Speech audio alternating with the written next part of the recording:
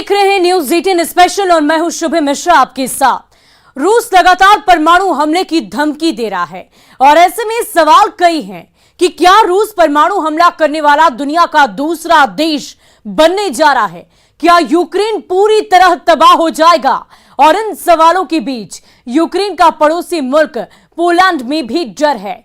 डर ये कि कहीं पोलैंड दूसरा हिरोशिमा ना बन जाए। इन सब के बीच परमाणु वार की आशंका लगातार बनी हुई है। डर के साए में अब पोलैंड परमाणु अटैक के लिए अमेरिका की मेजबानी के लिए तैयार हो गया है। यानी पोलैंड की धरती अमेरिका की बेस बनने के लिए पूरी तरह तैयार है। अब ये रिपोर्ट देखिए और समझिए कि क्या वाकई पुतिन को डरना चाहिए।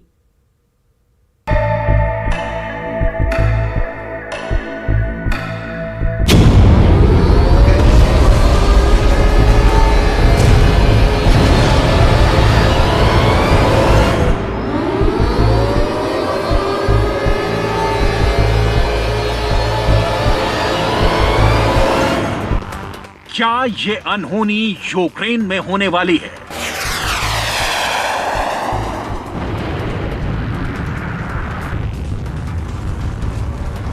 क्या रूस न्यूक्लियर बम फोड़ने वाला दूसरा देश बनने वाला है? क्या यूक्रेन में पुतिन के परमाणु प्रहार से हाहाकार मचने वाला है? सवाल है, यूक्रेन का कौन सा शहर दूसरा हिरोशिमा बनने वाला है? क्या यूक्रेन का पड़ोसी देश पोलैंड दूसरा नागासाकी बनने वाला है? इन सवालों का मुकम्मल जवाब फिलहाल किसी के पास नहीं है, लेकिन यूक्रेन जंग में परमाणु धमाके के आशंका के काले बादल मंडरा रहे हैं। ये हम क्यों कह रहे हैं? इसका आधार क्या है?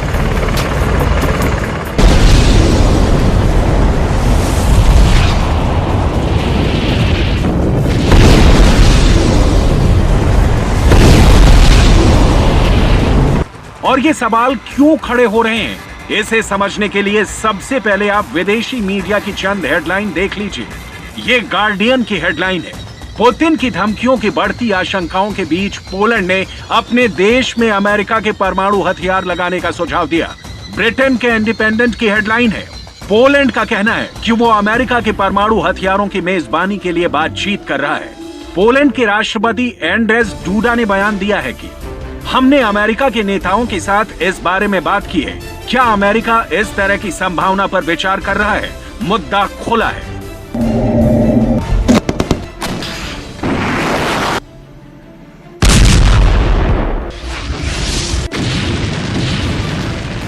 पोलैंड ने आशंका जताई है कि पुतिन यूक्रेन की सेना का सफाया करने के लिए परमाणु हथियारों का इस्तेमाल कर सकते हैं। पोलैंड पर पुतिन कितना खफा है, ये किसी से छिपा नहीं है। अगर परमाणु जंग छिड़ गई तो रूस की न्यूक्लियर मिसाइलों के पोलैंड की राजधानी वार्सा तक पहुंचने में सिर्फ 3 मिनट का वक्त लगेगा।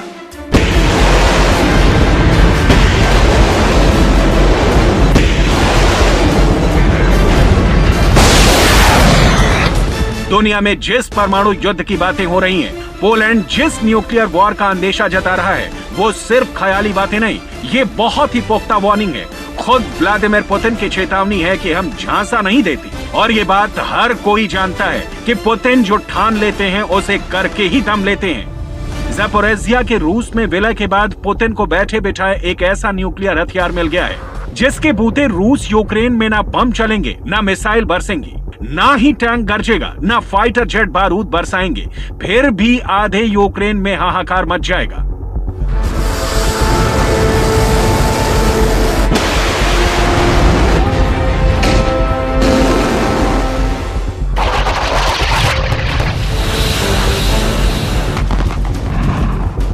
बिना एटम बम फटे यूक्रेन के पड़ोसी देशों में रेडिएशन फैल जाएगा।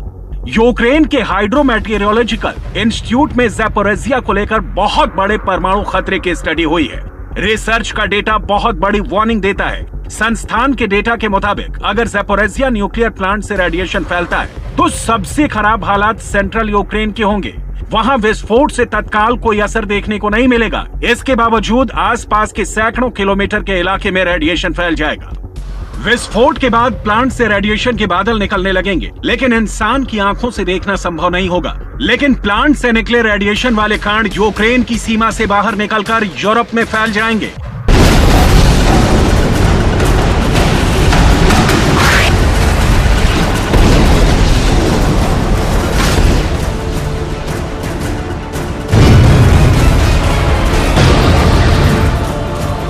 इसमें Estonia, Latvia, Lithuania, Poland, Slovakia, Hungary, Romania और मोल्दोवा जैसे देश शामिल होंगे, जहां रेडिएशन का खतरा बढ़ जाएगा। पोलैंड इस वजह से भी चिंतित है। यही वजह है कि वो अमेरिका से अपने देश में परमाणु हथियार लगाने की मांग कर रहा है। हालांकि पोलैंड और उसके कई पड़ोसी देश नेटो के सदस्य हैं। ऐसे में अगर यहाँ रेडिएशन फैला तो वो युद्ध रूस वर्सेस नेटो में भी बदल सकता है, जो यूक्रेन युद्ध के कई गुना ज्यादा खतरनाक होगा। और युद्ध अगर परमाणु युद्ध में बदल गया तो यूरोप में मौजूद अमेरिका के सभी न्यूक्लियर बेस पर एटमी सायरन बज जाएगा। अमेरिका ने बेल्जियम, जर्मनी, नीदरलैंड्स, इटली और तुर्की में 150 परमाणु बम तैनात कर रखे हैं। इटली के एवियानो और घेड़ी हवाई अड्डों पर सबसे ज्यादा 70 परमाणु बम है। बेल्जियम में क्लेन ब्रोगेल एयर बेस पर 20 परमाणु बम तैनात है। जर्मनी में बुचेल एयर बेस पर भी अमेरिका ने अपने 20 परमाणु बम रखे हुए हैं। नीदरलैंड में वोल्केल एयर बेस पर 20 परमाणु बम और तुर्की के एयरस्लिक हवाई अड्डे पर 50 बम रखे हुए हैं। ये अमेरिका के ऐसे ब्रह्मास्त्र हैं जैसे बाइडन अपनी न्यूक्लियर ब्रीफकेस का इस्तेमाल कर किसी भी वक्त इस्तेमाल कर सकते हैं। और अब तो पोलैंड भी चाहता है कि उसके देश में अमेरिका अपना नया परमाणु अड्डा बनाए। पोलैंड पश्चिमी देशों और यूक्रेन के बीच काफी अहम कड़ी है। पोलैंड की सीमा यूक्रेन से लगी है। ऐसे में पश्चिमी देशों से यूक्रेन को मिलने वाली मिलिट्री मदद का रास्ता पोलैंड से ही होकर जाता है।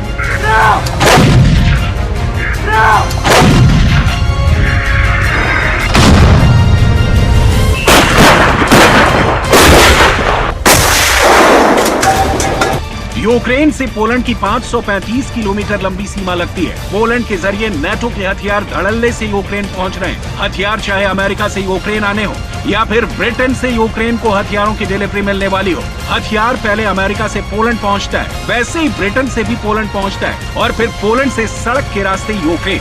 यही वजह है कि रूस की ओर से पोलैंड को लगातार हमले की धमकी मिल रही है और पोलैंड इसके लिए खुद को तैयार भी कर रहा है। पोलैंड अमेरिका को 96 अपाचे हेलीकॉप्टरों का ऑर्डर देने वाला है। पोलैंड को एक साथ 96 अपाचे हेलीकॉप्टरों की डिलीवरी मिलने वाली है। इस डील के बाद पोलैंड अमेरिका के बाद सबसे ज्यादा अपाचे हेलीकॉप्टर इस्तेमाल करने वाला दुनिया का दूसरा देश बन जाएगा। यूक्रेन पर रूस के हमले के बाद पोलैंड का ये बहुत बड़ा फैसला माना जा रहा है। रूस की तरफ से ये लगातार कहा जाता रहा है कि ऐसे हथियार जो रूस के लिए खतरा बन जाएंगे, उसके लिए नेटो और बाकी देशों को बड़ी कीमत चुकानी होगी। यही वजह है कि पोलैंड ने पहले से ही अमेरिका को 250 M1 अब्राम टैंक का करार कर चुका है और अब 96 अपाचे हेलीकॉप्टर खरीदने जा रहा है। इसी साल पोलैंड ने दक्षिण कोरिया को 48 हल्के लड़ाकू जेट FA-50 और 180 K2 टैंक की डिलीवरी का ऑर्डर दे चुका है। पुतिन की सेना अगर पोलैंड की सीमा में दाखिल होने की कोशिश करेगी तो उनका मुकाबला अब तक के सबसे घातक हथियारों से होगा, लेकिन पोलैंड पर हमले का मतलब होगा नेटो पर हमला। ऐसे में अगर रूस पोलैंड से युद्ध छेड़ेगा तो उसके विश्व युद्ध में बदलने में देर नहीं लगेगी। तब रूस के खिलाफ पूरे नेटो देशों की सेना एक साथ हमले करेगी और फिर ये दुनिया के लिए तबाही का दिन होगा। दुनिया को वो दिन कभी ना देखना पड़े। पुतिन पोलैंड पर अटैक का फैसला देने से पहले 100 बार सोचें। इसलिए पोलैंड अपने जखीरे को नए नए हथियारों से भर रहा है और अब अमेरिका से अपनी जमीन पर परमाणु हथियार लगाने की भी मांग की है। और इन सब के बीच पुतिन का हमला कहां होगा ये वही जानते हैं। यानी जेलेंस्की के बंकर को उड़ाने की रूस ने भी पूरी तैयारी कर ली है। पहली बार कीव पर उस ड्रोन से हमला किया गया जो अभी तक खार्किव और खारसोन में ही यूक्रेन के अड्डों पर आग बरसा रहे थे।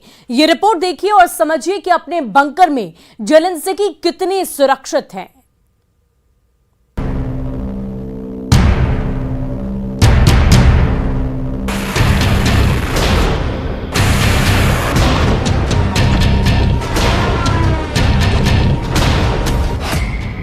कीव में बहुत सीक्रेट बंकर है उस सीक्रेट बंकर में ज़ेलेंस्की हैं। और अब ज़ेलेंस्की पर बहुत बड़ा खतरा मंडराने लगा है।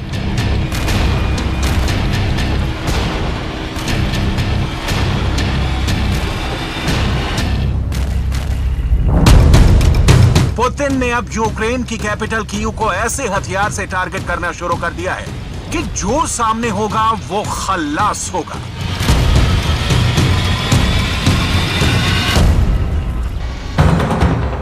रूस ने कीव पर उन आत्मघाती ड्रोन से हमला करना शुरू कर दिया है जो उसने ईरान से लिए हैं, और ये ड्रोन अपना निशाना चूक जाएं, ये हो नहीं सकता।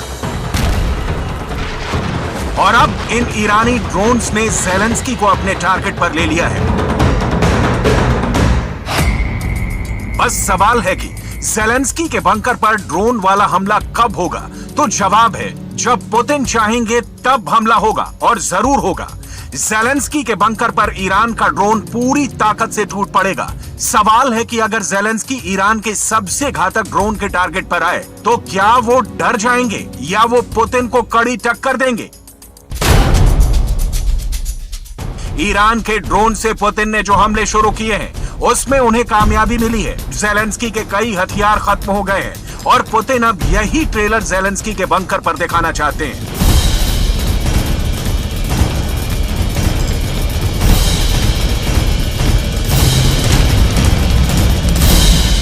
Також я хочу відзначити воїнів наших повітряних сил, яким сьогодні вдалося збити 6 безпілотників іранського виробництва, які окупанти намагались використовувати проти наших міст. 3 безпілотники були збиті зенітниками 302-го зенітного ракетного Харківського полку, а ще 3 збили наші льотчики-винищувачі з 204-ї Севастопольської бригади тактичної. पूरी दुनिया में चर्चा हो रही है कि ज़ेलेंस्की को मारने के लिए ईरान का ड्रोन निकल चुका है। अब बस पुतिन के ऑर्डर का इंतजार है। हर जगह ये रिपोर्ट छपी है कि पुतिन ने अब यूक्रेन की राजधानी कीव पर ड्रोन से हमले शुरू कर दिए हैं। वो ईरान से लिए गए ड्रोन का इस्तेमाल कर रहे हैं। कीव के सेंटर से 75 किलोमीटर दूर 6 आत्मघाती ड्रोन से हमला किया गया।